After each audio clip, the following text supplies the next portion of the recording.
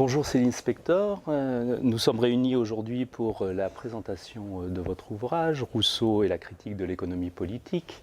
Vous êtes professeur de philosophie politique à l'Université Paris-Sorbonne, mais vous avez aussi fait une carrière bordelaise à l'Université de Bordeaux-Montaigne en tant que maître de conférences et professeur. Et l'objet de cet entretien, c'est de mettre en évidence les aspects essentiels de ce nouvel ouvrage. Il est un peu inattendu de découvrir ce Rousseau, penseur de la philosophie économique. Pourquoi s'intéresser à Rousseau, penseur de philosophie économique? Alors, merci de votre question. Il me semble que la question de la philosophie économique chez Rousseau n'est pas du tout latérale ou marginale dans sa philosophie politique. Elle est véritablement au cœur même de son intérêt pour la philosophie politique, et en particulier l'économie, à ses yeux, est une condition de possibilité de la liberté, de la vertu, de la justice. Donc il n'y a pas véritablement de théorie de l'État qui soit possible si l'on n'aborde pas les questions économiques majeures comme la théorie de la propriété, la théorie de la division du travail, etc. Vous avez consacré une réflexion philosophique importante à l'émergence de l'économie politique, notamment chez Montesquieu. Vous avez aussi consacré des travaux à Rousseau et à l'héritage philosophique de Rousseau. Comment est-ce que ce nouvel ouvrage s'inscrit dans l'ensemble de votre œuvre? Alors il me semble très important d'aborder les Lumières, non seulement à travers les grands idéaux qui sont habituellement cités, l'éloge des droits de l'homme, la tolérance, la sécularisation éventuellement, mais aussi par le bas. C'est une approche qui n'est pas seulement idéaliste des Lumières et du projet des Lumières, parce qu'il me semble que justement, lorsque l'on a cette approche idéaliste et simplement rationaliste du projet des Lumières, on s'expose aux critiques. Un certain nombre de critiques qui ont été énoncées par des conservateurs, par des communautariens, par les études postcoloniales aussi, et qui sont parfois justifiées. Alors que si l'on aborde en effet les Lumières par le biais de l'économie politique, on s'aperçoit qu'en réalité, les Lumières n'étaient pas du tout éthérées ou idéalistes, avec une vision naïve du progrès, avec une vision simpliste de la rationalité instrumentale, mais qu'au contraire, les Lumières françaises en particulier, moi je pense surtout à Montesquieu et Rousseau, je ne voudrais pas faire une grande théorie générale, mais en tout cas Montesquieu et Rousseau ont tous deux considéré qu'il fallait partir en quelque sorte du bas, c'est-à-dire considérer les conditions de possibilité de la liberté, et pas simplement défendre la liberté comme un idéal abstrait ou purement spéculatif. Vous avez insisté, et c'est un peu l'idée centrale de votre livre, vous avez insisté sur le fait que Rousseau a finalement compris, à l'image d'autres philosophes des Lumières, les mécanismes de la société commerçante, le fonctionnement du capitalisme, et il oppose finalement à cette critique de la main invisible du marché, ce que vous appelez la main visible de la République. Est-ce que vous pourriez nous en dire davantage à ce propos? Oui, absolument. Donc, depuis le discours sur l'origine et les fondements de l'inégalité parmi les hommes, Rousseau tente de démystifier un certain nombre, disons, de phénomènes sociaux, et notamment, disons, le problème de la propriété privée tel qu'il s'exprime dans un certain usage des institutions par les puissants, par les dominants, par ceux qu'il appelle les riches. Et dès le second discours, Rousseau met en lumière un phénomène économique majeur qu'il nomme la question du surnuméraire, c'est-à-dire celui qui, au moment de l'appropriation primitive des terres, s'est retrouvé démuni, dépourvu de tout, sans terre en quelque sorte, et donc forcé de vendre sa force de travail pour pouvoir survivre. Ce problème du surnuméraire, c'est pour Rousseau le début de la question sociale, et cette question sociale ne peut pas se résoudre par le simple biais d'une autorégulation des intérêts dans la société civile, comme si au fond il suffisait de laisser le libre jeu du marché opérer. Pour Rousseau, il est clair que seul l'État peut intervenir pour corriger les inégalités qui se forment et se reforment de manière inéluctable. Et comme il le dit très bien dans le contrat social, c'est parce que la force des choses tend à accroître les inégalités de manière spontanée que la force du droit, de la législation, doit constamment contrer, ce phénomène naturel. Alors quand on vous écoute, quand vous parlez de l'émergence de la question sociale chez Rousseau, de la problématisation des inégalités, on pense évidemment aussi à la pensée marxienne. Or, vous montrez aussi dans l'ouvrage que aussi bien Marx qu'Engels ont eu finalement une position ambivalente à l'égard de la pensée de Rousseau. Alors pourquoi est-ce que Marx et Engels n'ont-ils pas su, ou n'ont-ils pas voulu percevoir, je dirais, la dimension critique de la pensée rousseauiste?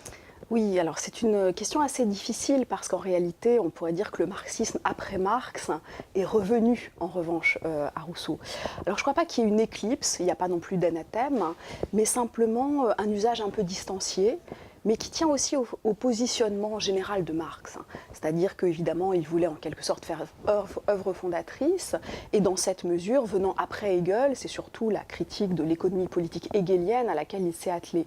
Donc on a quelques notes de Marx sur le contrat social, il semble avoir lu en 1843, et on a un certain nombre de pastiches aussi, mais c'est vrai qu'on n'a pas, disons, d'appropriation directe de sa pensée.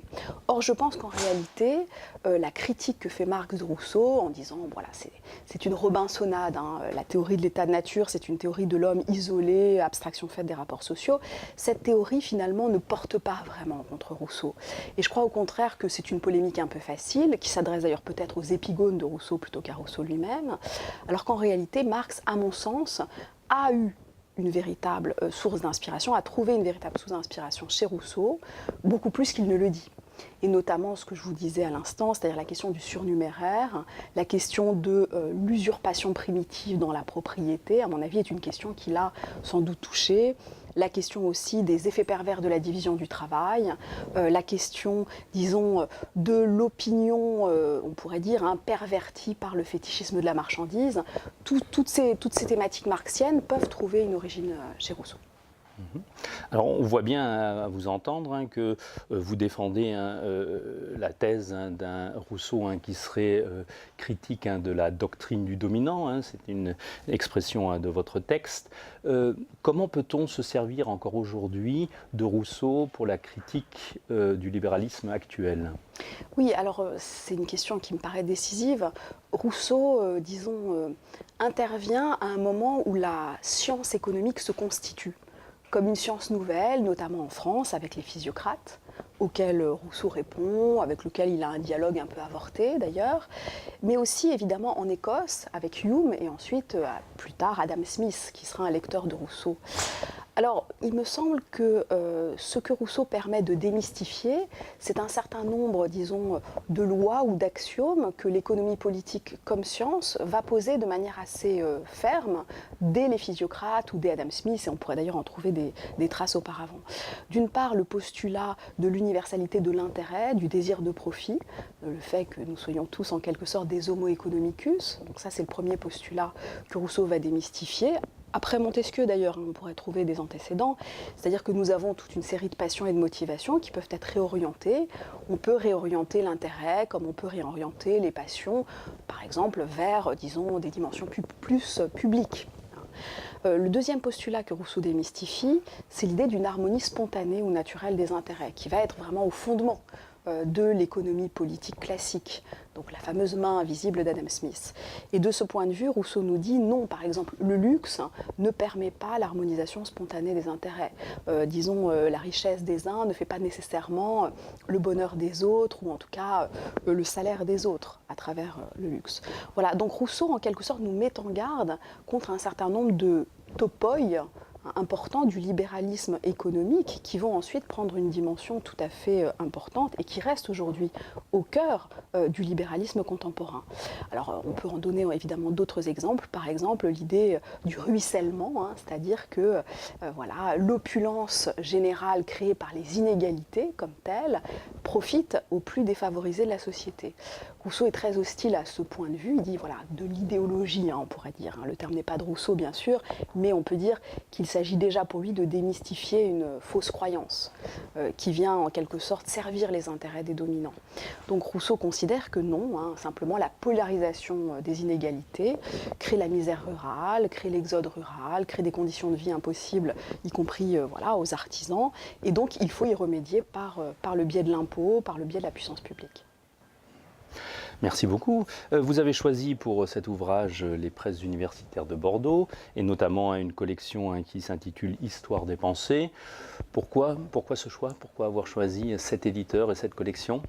Alors, je voulais d'abord, disons, rendre hommage à quelqu'un qui a été très important pour moi pendant mes années bordelaises, qui est Jean Terrel et qui a dirigé pendant de longues années cette collection Histoire des pensées aux presses universitaires de Bordeaux, qui a été un interlocuteur privilégié pour moi pendant les années bordelaises.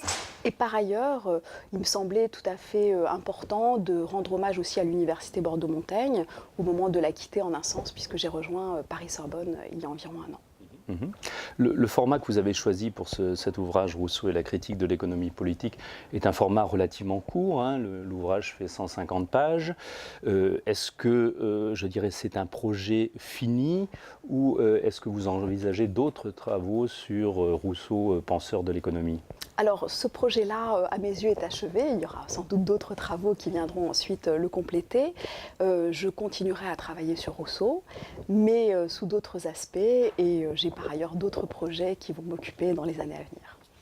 Merci beaucoup, merci Céline Spector, et donc longue vie à cet ouvrage Rousseau et la critique de l'économie politique. Merci Tristan Coignard.